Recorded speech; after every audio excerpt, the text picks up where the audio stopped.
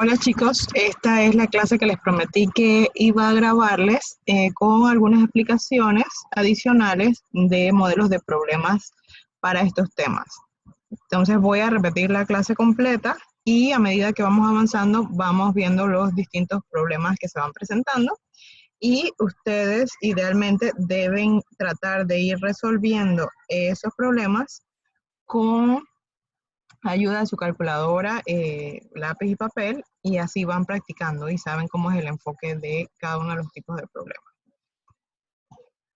Bien, existen distintos tipos de reacciones, algunas van en un sentido y otras pueden ir en ambas direcciones, es decir, los reactivos se van definitivamente a transformar en esos productos, pero esos productos a su vez pueden transformarse en los reactivos. Por lo tanto, ese tipo de procesos los conocemos como procesos reversibles y nosotros en la dirección en la que leemos estamos hablando de la reacción directa y en la reacción en la que los productos forman los reactivos, entonces estamos hablando de la reacción inversa. Muy importante estar claritos que en el equilibrio las concentraciones se mantienen constantes, aunque el proceso de equilibrio es un proceso dinámico. Es decir, la velocidad de la reacción directa es exactamente igual a la velocidad de la reacción inversa. Por eso las concentraciones aparentemente parece que no varían, pero siempre están transformándose unas en otras. Solo que la velocidad es igual e inversa. Por lo tanto, como se anula, da la impresión de que las concentraciones son exactamente iguales. Entonces vamos a estudiar procesos que involucran este tipo de equilibrio y que son muy importantes en la química analítica. Veamos la constante de equilibrio. Depende de la temperatura. La constante siempre se da a una temperatura a la que se lleva el proceso reversible. Y si la temperatura varía, la constante de equilibrio, el valor numérico de la constante de equilibrio también varía. No depende de las concentraciones iniciales, porque al ser un cociente, la relación se mantiene constante, independientemente de que usted ponga mucho reactivo al inicio o poco reactivo al inicio.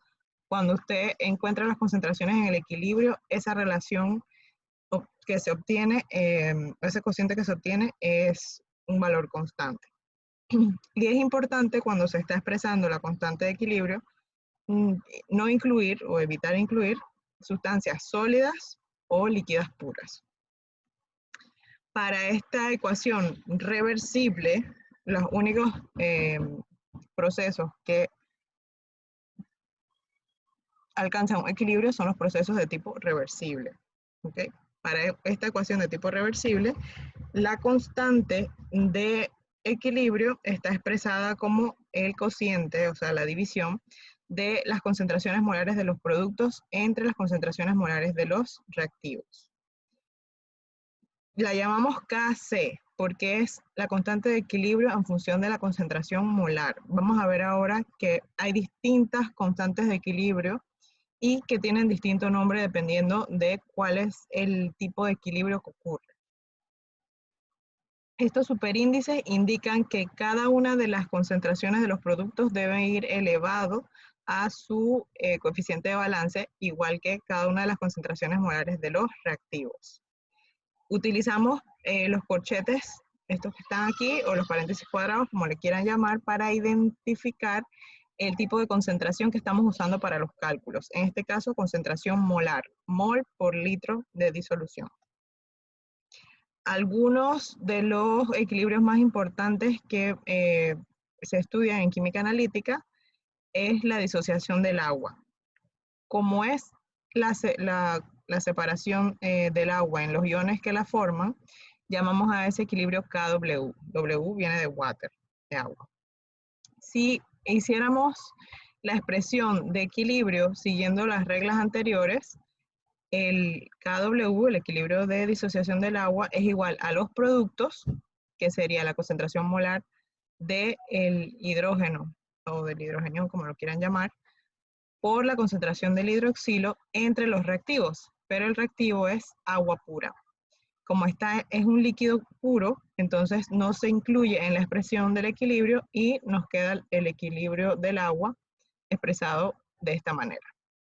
Si vemos el equilibrio que ocurre en una sal que se disuelve poco, a ese equilibrio le llamamos producto de solubilidad y el subíndice es PIS, KPS, la constante del producto de solubilidad.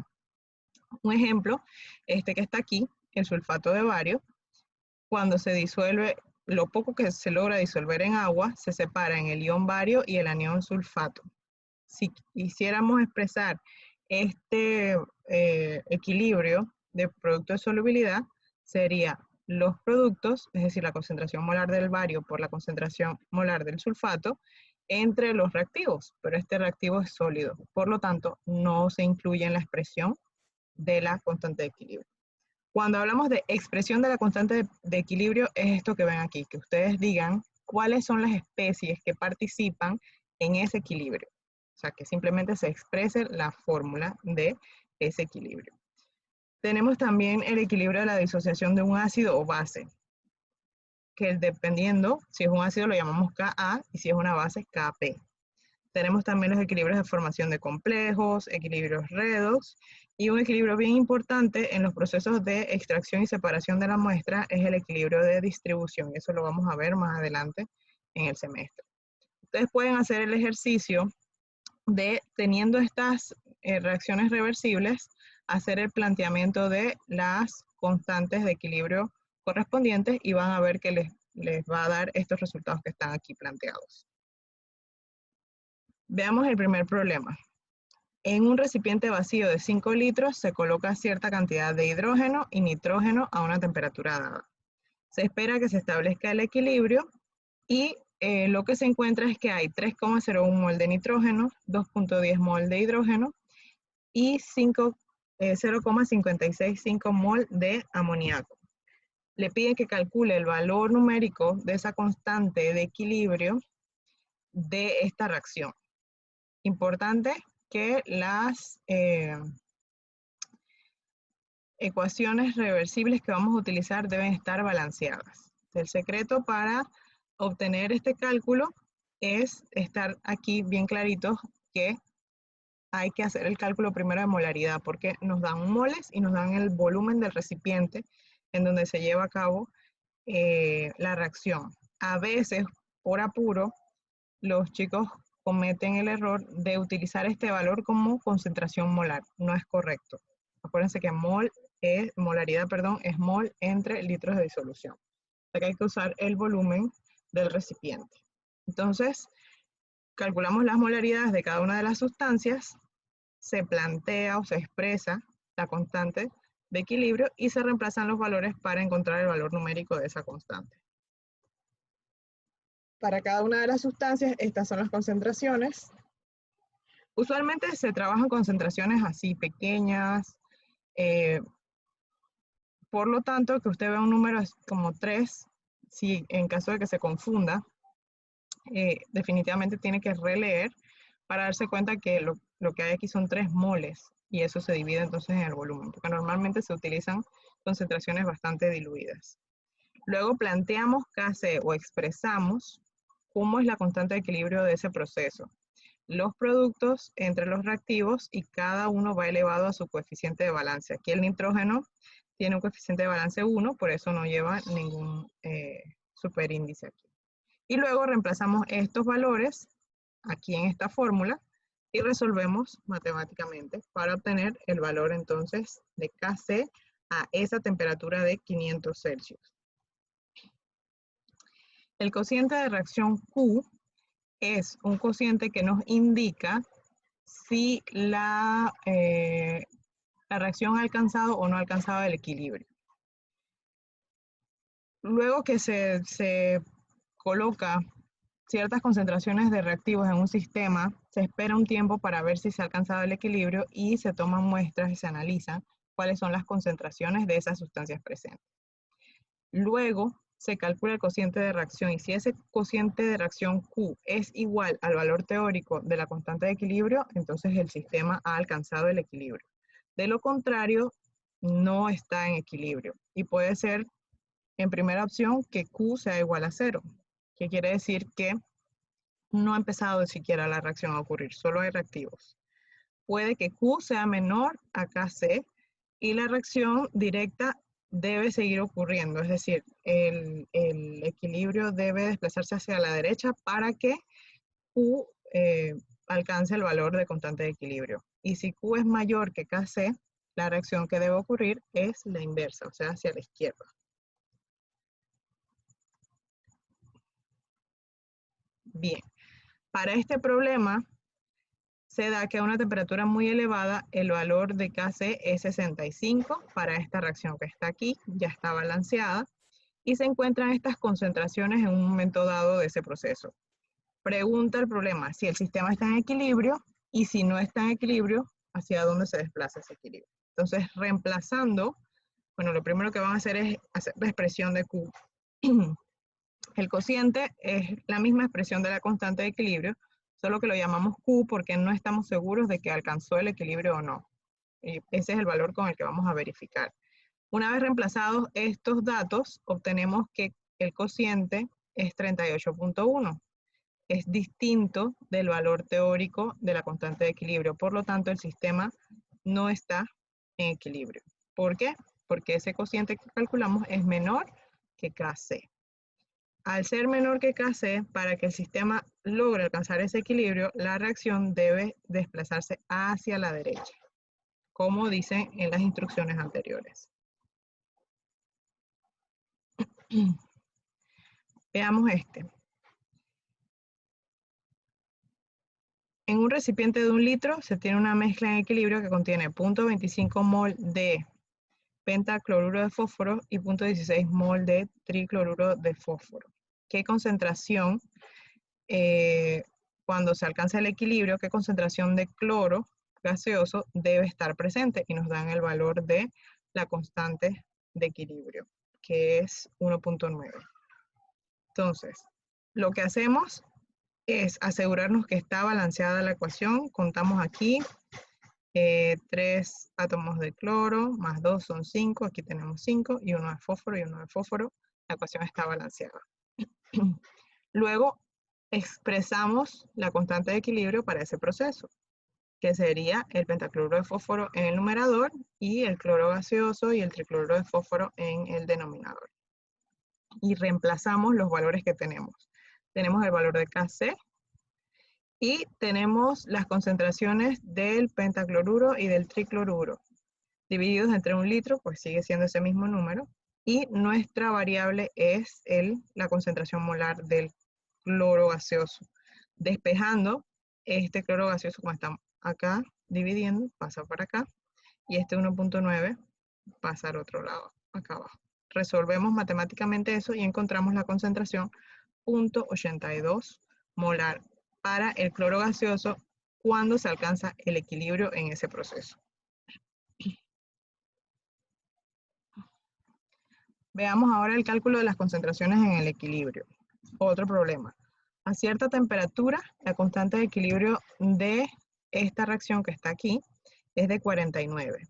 Si en un recipiente de 2 litros se colocan 0.4 mol de A y 0.4 mol de B, ¿cuáles son las concentraciones de todas las especies que están presentes en el equilibrio? Aquí hay ciertas pautas que seguir, pero si usted conoce y maneja muy bien las estrategias matemáticas, también vale que las use para hacer el problema más sencillo. Yo siempre recomiendo que utilicen un cuadrito cuando les piden las concentraciones en el equilibrio para poder saber cómo cambian esas concentraciones a medida que cambia el proceso. Cuando inicia la reacción, calculamos las concentraciones molares de A, 0.4 entre 2 para A y 0.4 entre 2 para B. O sea que ambos tienen la misma concentración al inicio. Luego, durante la reacción, una cantidad desconocida de A reacciona con una cantidad desconocida de B para formar cantidades que no sabemos de C y D. Entonces, todas esas son X, son nuestra variable. Y en el equilibrio, entonces, es lo que teníamos al inicio menos lo que reaccionó. Para los reactivos y para los productos, entonces, lo que se formó en la reacción, que es X. Y obtenidos, entonces, estos valores en el equilibrio, con nuestra variable que estamos buscando, que es X, procedemos a reemplazar en la expresión de constante de equilibrio que tenemos aquí. Vamos a reemplazar C por D y abajo en el denominador A y B. Entonces ven X, X y punto 2 menos X y punto 2 menos X. Eso nos da entonces, esto es igual a escribir 49 igual a X al cuadrado, que es la multiplicación de X por X, y 0,2 menos X al cuadrado, porque ven que tenemos eso igual. Aquí usted puede resolver matemáticamente este planteamiento con una ecuación cuadrática o, en este caso, ambos lados de la ecuación tienen raíz cuadrada exacta. Entonces vamos a usar esa estrategia de aplicar raíz cuadrada a ambos lados de la ecuación y obtener entonces que la raíz cuadrada de 49 es 7 y esto al cuadrado nos da x sobre 0.2 menos x. Si resolvemos esto, que es mucho más sencillo porque está elevado a la primera potencia, despejamos x, x es 0,175. Entonces las concentraciones de C y D son iguales a x. Y las concentraciones de A y B es igual a 0.2 menos X. Se hace esa resta, es decir, 0.2 menos 0.175, y lo que queda para los reactivos A y B es 0,025 molar.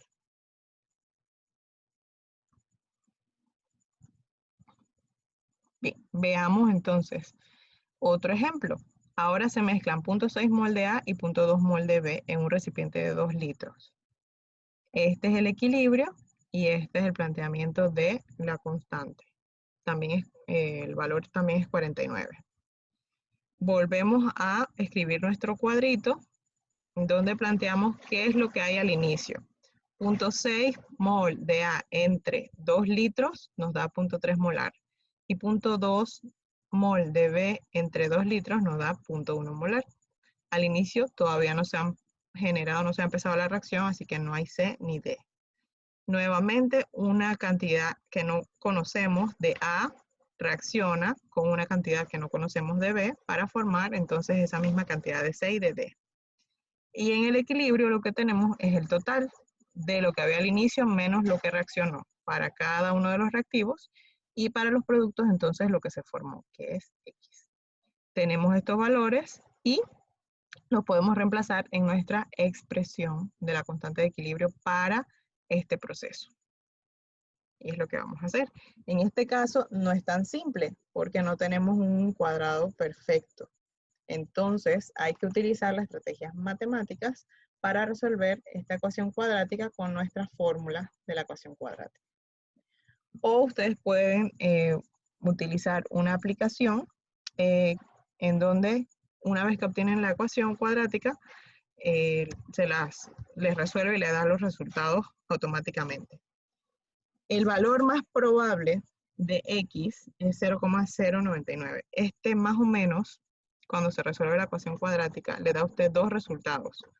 Uno en el que usted suma este resultado aquí y uno en el que resta. Entonces usted va a tener X más y X menos. ¿Cómo elige cuál de esas dos X es la real? Pues bueno, lo va a elegir en función de que cuando usted hace el reemplazo de X aquí, no puede darle ningún valor negativo. Es decir, si aquí X me diera 0.2, yo no puedo elegir 0.2, porque si yo resto 0.1 menos 0.2, aquí voy a tener un resultado negativo, y eso no es real. Nosotros el valor menor que podemos tener de concentración en un equilibrio es 0, que la sustancia se acabó, pero no podemos tener valores negativos. Entonces, en función de eso, usted elige cuál de los dos valores de la ecuación cuadrática es el correcto. Y teniendo en cuenta que lo mínimo que usted puede tener luego de hacer una diferencia es 0. Y normalmente en el equilibrio es difícil que una de las sustancias sea 0. Normalmente es una concentración muy, muy, muy pequeña, pero no 0. Entonces tengan eso presente para elegir los resultados de su ecuación cuadrática. Bien. Un sistema, una vez que alcanzaba el equilibrio, puede ser perturbado. Un sistema puede ser sometido a estrés, como se le llama. Y ese sistema va a tratar de volver a estabilizarse. Quien se dedicó a estudiar esas perturbaciones y cómo el sistema se reequilibra fue el señor Le Chatelier. Vamos entonces a ver cuáles son los aspectos que pueden alterar un equilibrio. Primero, cambios en las concentraciones. Yo puedo aumentar la concentración de los reactivos o disminuirla, y puedo aumentar la concentración de los productos o disminuirla. Dependiendo de la situación, el equilibrio se va a desplazar hacia la derecha o hacia la izquierda. Si hay un incremento en la concentración de los reactivos o una disminución en la concentración de los productos, el equilibrio se desplaza hacia la derecha. Y si tengo incremento en la concentración de los productos o disminución en la concentración de los reactivos, el equilibrio se desplaza hacia la izquierda. Entonces, tomando eso como referencia, nosotros podemos ver este problemita aquí, que dice, dada la reacción en equilibrio en el siguiente recipiente cerrado a 500 Celsius, prediga el efecto de los siguientes cambios sobre la cantidad de amoníaco presente en el equilibrio. Es decir, si se introduce el sistema más hidrógeno, el hidrógeno está aquí en los reactivos. Entonces es un incremento en la concentración de B, por lo tanto el equilibrio se desplaza hacia la derecha. En el caso de B, del inciso B, dice eliminación de parte del amoníaco del sistema. Entonces, quiere decir que es disminución en la concentración de el producto, que es COD. Y el equilibrio se desplaza también a la derecha.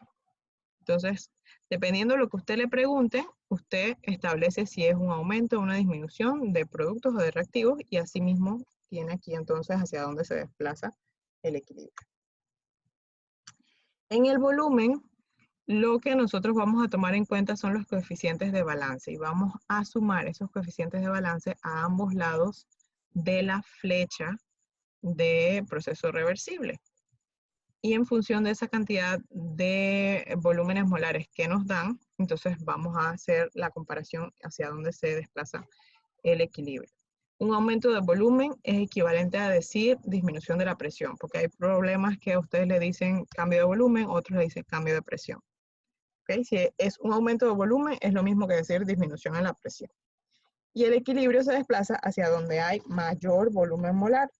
O sea que usted suma y donde tiene el número mayor, de ese lado se desplaza el equilibrio en caso de un aumento de volumen. Y si es una disminución de volumen, el cambio que se le aplica al sistema, entonces el equilibrio se desplaza hacia donde hay menor volumen molar. Veamos este ejemplo.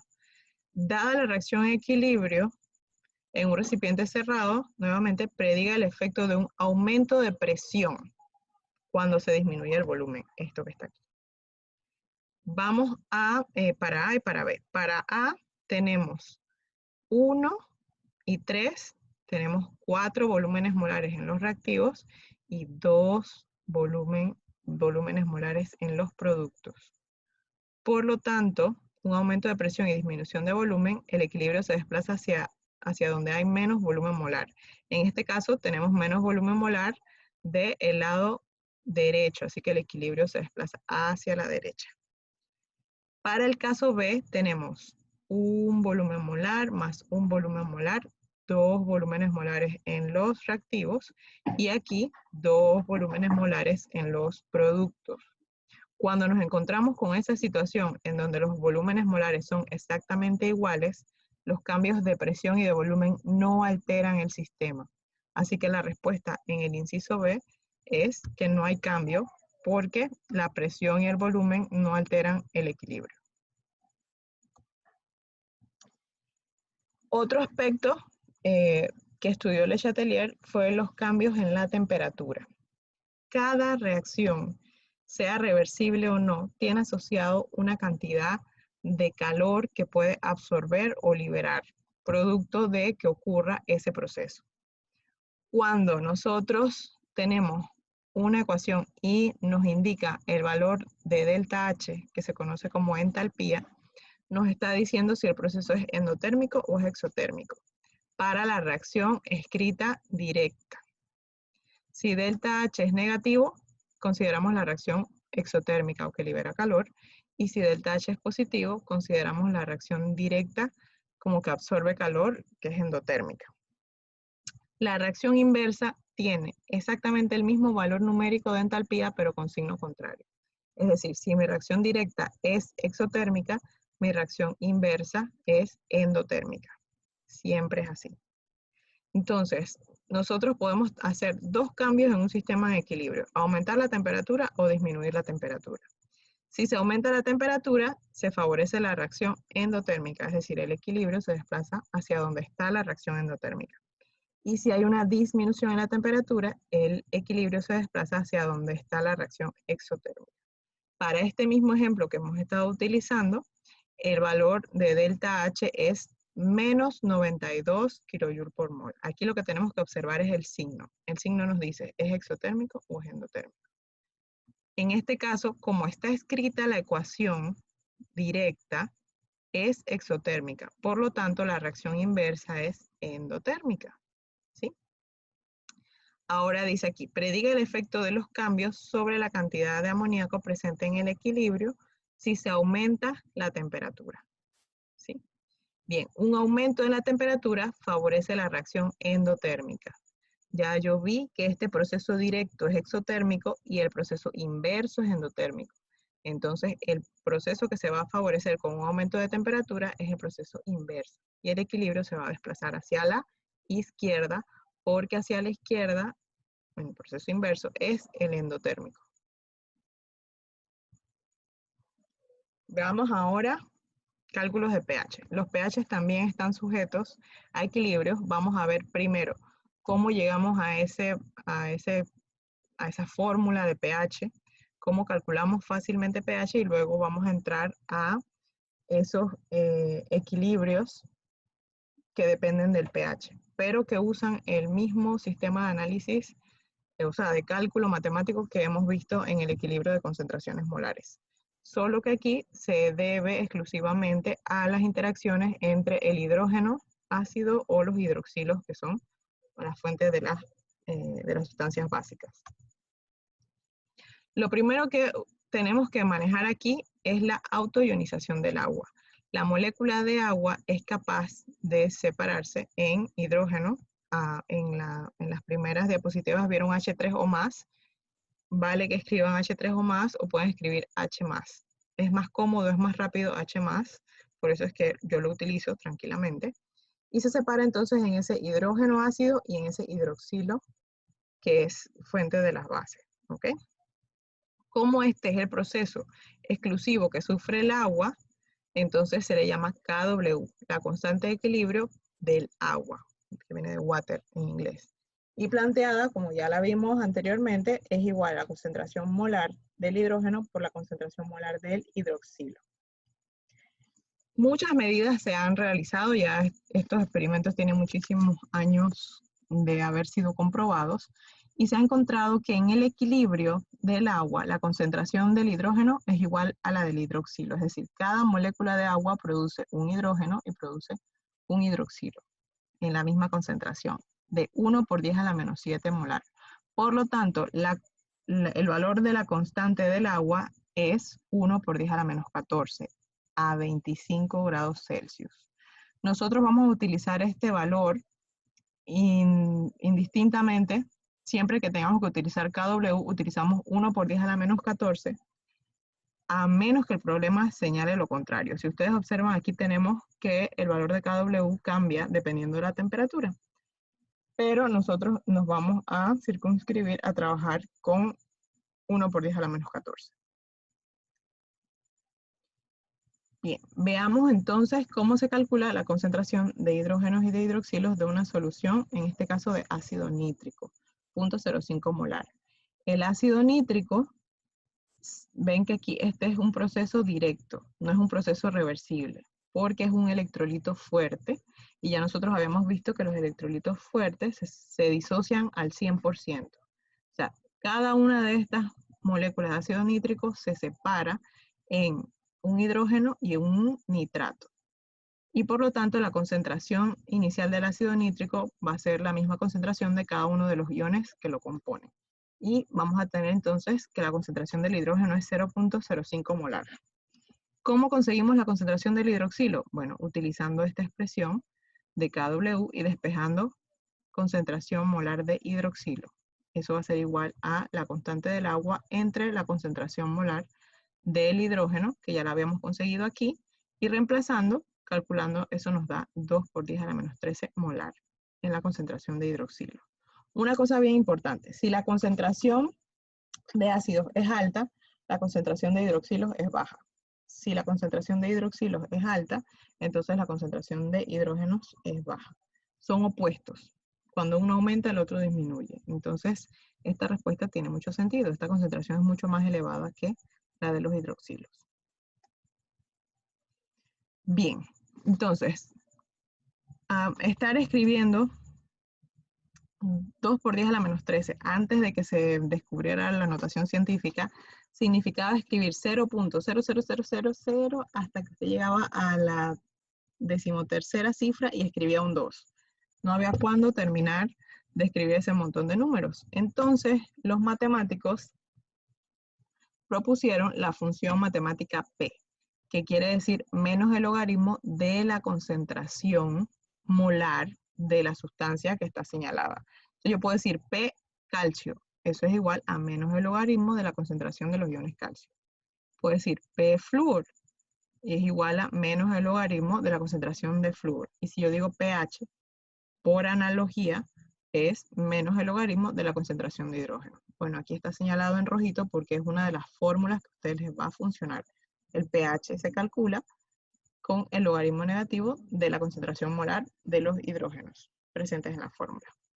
Esto aquí es un cuadro para que ustedes vean que una solución que tiene más hidrógeno es ácida. Si tiene la misma cantidad de hidrógeno que de hidroxilo es neutra, y si tiene más hidroxilo que hidrógeno, entonces es básica. Este ejemplo dice, calcula el pH de una solución en la cual la concentración de hidrógeno es 0,05 molar. Es igual que el problema anterior.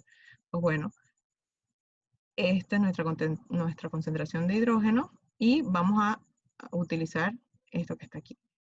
Menos el logaritmo de 0,05, lo puedo escribir decimal o lo puedo escribir así en notación científica, es lo mismo. Calculen de las dos maneras para que vean que el pH les va a dar 1,30. Entonces, un pH menor a 7, que indica que es ácido. Un pH igual a 7 es neutro y un pH mayor a 7 es una sustancia básica. Y miren aquí la inversa. Nos dan el pH, que es 3.301, y preguntan cuál es la concentración de hidrógenos de esa disolución. Pues bueno, lo que hay que hacer en esta fórmula es despejar concentración de hidrógeno y pasar el logaritmo para el otro lado. Eso equivale a decir que usted está calculando el inverso del logaritmo. Este valor que parece que fuera el 10 de la notación científica, en realidad es el inverso del logaritmo, y usted lo calcula, busque su calculadora y observe que sobre el botón del log hay escrito un valor que dice 10 a la X. Ese es el botón que usted va a utilizar para calcular 10 a la menos pH. Y usted lo utiliza oprimiendo primero el botón Shift, después el botón del logaritmo para poder utilizar la función inversa y luego escribe el valor de pH con el signo negativo y le va a dar este resultado. Y podemos ir entonces de pH a concentración de hidrogeniones y de hidrogeniones a pH. Pueden utilizarlo indistintamente dependiendo de lo que necesiten y estas entonces son las dos fórmulas que van a requerir. Ahora, si aplicamos esa estrategia matemática de la función P a la expresión de KW, nosotros vamos a tener que P de KW va a ser igual a pH más pOH. Nosotros tenemos en la expresión de KW, que es la concentración del hidrógeno por la concentración del hidroxilo. Pero al aplicar la función P, lo que estamos haciendo es calcularle los logaritmos. Las reglas de los logaritmos dicen que el logaritmo de una multiplicación es una suma y el logaritmo de una división es una resta. Por eso es que aquí aparece este símbolo de más. Y si yo sé cuál es el valor de KW, porque es 1 por 10 a la menos 14, ya es un valor constante, yo puedo calcular SpKW y es igual a 14. Y aquí tengo una fórmula también que es muy útil. 14 es igual a pH más pOH. Esta fórmula les va a funcionar muy bien también cuando requieran calcular pH o pOH. Si tienen uno de esos, lo restan de 14 y tienen el otro valor. Miren el ejemplo este. Calcule hidrógeno, pH, hidroxilo y pOH de una solución de ácido nítrico 0,015 molar. Yo escribo el ácido, en este caso el electrolito fuerte, se ioniza por completo, ¿sí? Y la concentración de ácido nítrico es igual a la concentración de hidrógeno, que es lo que me interesa, 0,015. Yo puedo calcular el pH con esta fórmula, pH menos logaritmo de la concentración de hidrógeno, y eso me da 1,82. Y con esta fórmula, yo puedo restar 14 menos 1,82 y voy a tener el valor de pOH, que es 12,18. Y de forma análoga, entonces la concentración de hidroxilo va a ser 10 a la menos pOH. Es decir, 10 a la menos 12,18 y eso da 6,7 por 10 a la menos 13. Ustedes pueden hacer estos ejercicios para que vayan tomando destrezas en el cálculo de pH y pOH, que van a ser muy importantes ahorita y la siguiente semana después del parcial. Entonces es bueno que practiquen. Miren aquí, una tabla de sustancias del día a día y sus pHs aproximados. Idealmente el agua del grifo debe tener un pH de 7, pero el dióxido de carbono es capaz de disolverse en el agua y forma ácido carbónico y acidifica un poquito el agua, como a un pH de 6,5, por ahí. La leche es ácida, el tomate, el vinagre, el ácido de batería, en realidad es ácido sulfúrico. El ácido estomacal es ácido clorhídrico, entonces son sustancias muy, muy, muy ácidas. Nosotros tenemos ácidos fuertes y ácidos que son débiles. Estos fuertes son electrolitos fuertes, se ionizan por completo, y los ácidos débiles no. Por acá, el lado de las sustancias alcalinas o básicas, cuando se ingieren en gran cantidad, generan lo que se conoce como lavado gástrico. Entonces hay que tener mucho cuidado con ingerir sustancias básicas porque pueden causar diarrea.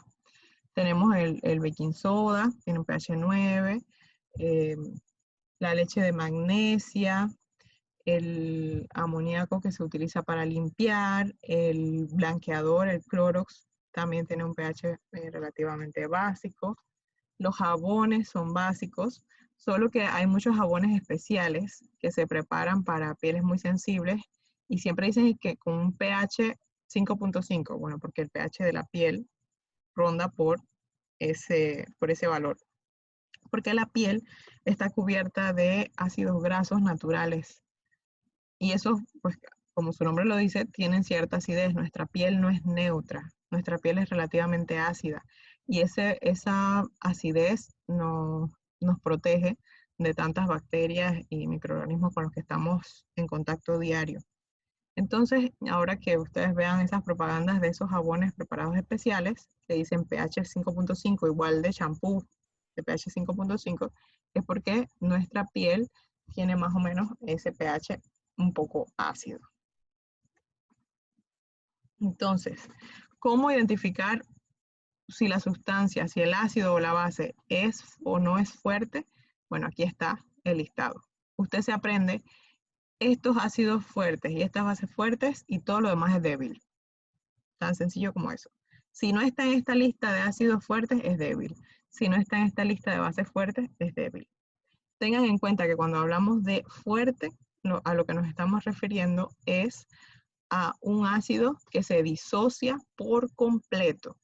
Y cuando estamos hablando de una sustancia, igual de una base, se disocia por completo. Cuando estamos hablando de sustancias débiles, estamos hablando de sustancias que no se disocian por completo, no se disocian al 100%, y ese hecho de que no se disocian al 100%, lo que genera es un equilibrio químico, ¿sí? Entonces, los ácidos y las bases fuertes es muy sencillo calcular sus pH porque es directamente la concentración que ellos tienen en la disolución.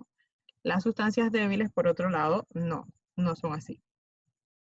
Vean, por ejemplo, que para el ácido fluorhídrico, que es un ácido débil, la disociación en agua es reversible.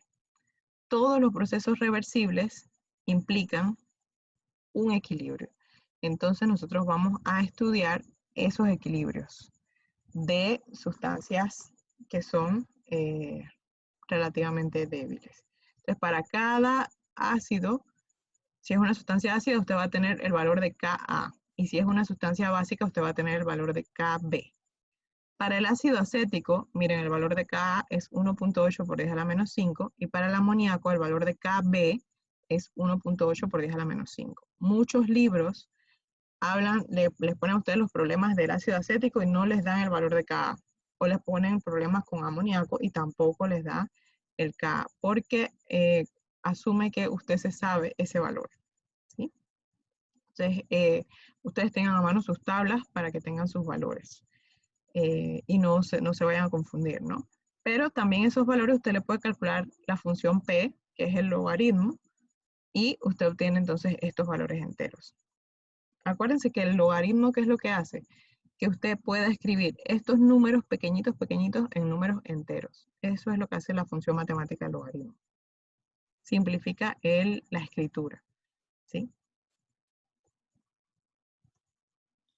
Bien, veamos este problema. El ácido nicotínico es un ácido orgánico monoprótico. Quiere decir que tiene mono, es el prefijo para uno, y prótico es un hidrógeno, ¿sí? Y se representa como HA. Este es el equilibrio que sufre. Es reversible. El ácido nicotínico se separa en el hidrógeno y en su anión. Y se encontró que una solución diluida de este ácido contiene estas concentraciones en el equilibrio. HA 0,049 y la concentración de hidrógeno igual a la del anión 8.4 por 10 a la menos 4. Pregunta, ¿cuáles son los valores de Ka, pKa y porcentaje de ionización? Ahorita vamos a ver qué es eso de porcentaje de ionización. Bien, siempre importante escribir el proceso que estamos estudiando con que debemos indicar que es un equilibrio, ¿no? Que es un proceso reversible. Y planteamos entonces constante de equilibrio. Si el proceso es reversible, hay constante de equilibrio, si no, no. Y podemos reemplazar estos valores que nos da el problema y conseguir entonces el valor de Ka. Ahora, cuando piden pKa, es aplicar la función logarítmica a ese valor que encontramos de Ka. O sea, P o menos logaritmo de 1.4 por 10 a la menos 5. Haciendo el cálculo, pKa es igual a 4,85 y el porcentaje de ionización nos indica qué tan separado, o sea, es decir, qué tanto se separa este ácido en su hidrógeno y su anión. ¿Por qué podemos calcular porcentaje de ionización? Porque al ser débil, no todo el ácido va a estar en esta forma. Nosotros en la disolución vamos a tener el anión, vamos a tener el ácido y vamos a tener la forma molecular. ¿Ok? Entonces el porcentaje de ionización va a ser igual a la fracción ionizada entre la concentración inicial de ese ácido o de la base por 100. En este caso tenemos 8.4 por 10 a la menos 4, que es la cantidad que está ionizada, entre la cantidad inicial por 100. Y eso nos da 1.71%. Importante no olvidar multiplicar por 100, porque estamos hablando de una cantidad porcentual, entonces hay que multiplicar por 100. Veamos este otro problema. El ácido acético está ionizado al 4.2%. Aquí nos está diciendo que es un ácido débil porque su ionización no es 100%. Y en la concentración de ese ácido es 0,01 molar. Y piden que se calcule entonces Ka. Bien, lo que se puede hacer aquí es que a partir de este porcentaje de ionización nosotros podemos obtener los valores en el equilibrio para poder calcular Ka. Veamos. Necesitamos encontrar las concentraciones de hidrógeno y del acetato, o sea, del catión y del anión, para poder saber cuánto queda del ácido en su forma molecular en el equilibrio. Entonces, las concentraciones tanto del hidrógeno como del anión va a ser el 4.2% de 0.1 molar. Cuando usted calcula cuánto es el 4.2% de 0,01, eso le da 4.2 por 10 a la menos 4 molar. Estas concentraciones en el equilibrio provienen de la ionización del ácido inicial. Por lo tanto, yo tenía inicialmente esto, se ionizó 4.2%, algo de esto disminuyó. ¿Sí?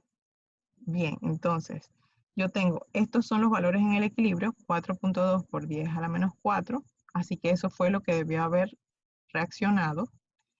Y yo tenía inicialmente 0,01 y disminuyó, esa concentración disminuyó 4.2 por 10 a la menos 4, que fue lo que se formó de cada uno de estos. Si yo hago esta operación matemática de 0.01 menos 4.2 por 10 a la menos 4, tengo el valor en equilibrio de la molécula de ácido acético y por el cálculo anterior ya yo tengo los valores en el equilibrio de hidrógeno y de acetato. Teniendo estos valores, yo los reemplazo en la expresión de equilibrio que va aquí y puedo tener el valor numérico de Ka. Ka está expresada como productos, hidrógeno y acetato, aquí está, entre reactivos, ácido acético. Y reemplazando todos esos valores, entonces yo tengo que el valor de Ka es 1.8 por 10 a la menos 5. Si lo calculo, si lo comparo con el valor de tabla, voy a darme cuenta que es correcto. Está bien hecho el cálculo, porque este es el valor de la constante de acidez para el ácido acético. Veamos otro. El pH de una solución de ácido cloroacético, aquí está escrito el ácido, este es el hidrógeno que tiene la característica ácida. La concentración es 0,115 molar, con un pH de 1,92. Entonces, le pide que calcule el valor de Ka, o sea, el valor numérico de la constante de acidez de ese ácido débil. Nuevamente, se señala que el pH es igual a 1,92 por si no quedó claro acá. Lo primero siempre es expresar nuestro proceso reversible para asegurarnos que está balanceado. Este es, como les digo, un solo hidrógeno ácido, que es el que está aquí, y este es el anión cloracetato. Está abreviado. Entonces, vamos a encontrar la concentración de hidrógeno y de cloroacetato con este valor de pH que está aquí. Y calculando entonces 10 a la menos pH, nosotros vamos a tener que 10 a la menos 1.92 es 0,012 molar. Y esas van a ser las concentraciones en el equilibrio de los iones. Si nosotros tenemos la concentración inicial del ácido cloroacético, vamos a restar ese valor que encontramos de los iones en el equilibrio y obtenemos entonces nuestra concentración en el equilibrio de la forma molecular del ácido. ¿Sí? Tenemos 0,12 aquí, por lo tanto en la reacción debió haberse tenido 0,012 y obviamente esa es la cantidad que disminuyó el ácido de la concentración inicial. Entonces yo voy a restar 0,115 menos 0,012 para obtener los valores en el equilibrio.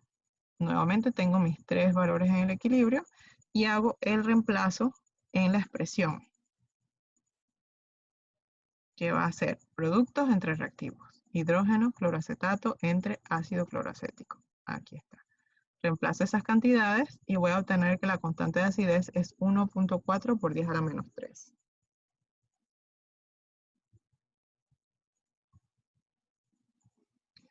Veamos este ejemplo de acá. Acá piden que se calcule la concentración de las especies presentes en el ácido hipocloroso, 0.1 molar, en el equilibrio. Nos da el valor de Ka, 3.5 por 10 a la menos 8, y pregunta cuál es el pH de la disolución y el porcentaje de ionización. Aquí no nos está pidiendo el valor de Ka, nos está pidiendo el valor de las concentraciones en el equilibrio. Y con esas concentraciones poder calcular el pH. Siempre empezamos nuestro problema planteando esto que está aquí, que es nuestro proceso reversible y debe estar balanceado en caso tal. Usualmente vamos a estar trabajando con ácidos monopróticos, así que normalmente la relación es 1 a 1.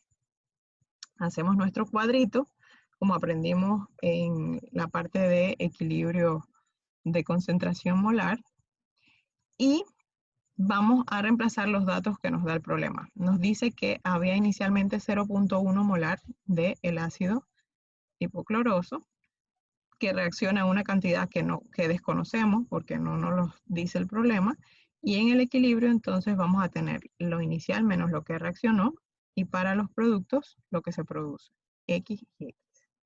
Esos valores los vamos a introducir en nuestra expresión de equilibrio ácido, y vamos a tener esto aquí, X por X entre 0.1 menos X. Aquí se vuelve a complicar la cosa porque tendríamos que resolver una ecuación cuadrática. Sin embargo, como este valor de K es tan pequeñito, nosotros podemos hacer este valor 0. Podemos discriminarlo tranquilamente y el cálculo se hace mucho más sencillo. Reemplazando, digamos, eliminamos este menos X y nos queda entonces X por X entre punto 1, y nosotros lo que vamos a hacer es despejar esta X de acá. Como nos queda X cuadrado, nosotros podemos aplicar raíz cuadrada a ambos lados de la ecuación, y X va a ser igual a la raíz cuadrada de Ka por la concentración.